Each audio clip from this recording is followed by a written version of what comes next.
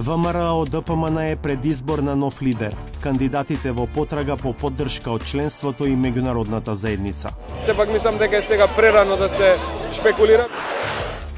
2018 мислите дека е реално Македонија да ги почне преговорите за членство со Европска унија? Аз вярвам, че да, и това трябва да бъде наша цел. 2/3 од германците се против влез на земјите од Западен Балкан во ЕУ. Even if a majority, of course, of people would not want that, it's the responsibility of politicians not to follow the majority, but to lead. Од Берлин за 360 степени. Владимир Мирчевски. Груевски вели дека ќе бара амнестија за 27 април, меѓутоа мислам дека неговата вистинска цел е да го направи тоа што не му успеа минатата година, а тоа е да бара генерална амнестија за сите случаи кои што се поврзани со специјалното јавно обвинителство.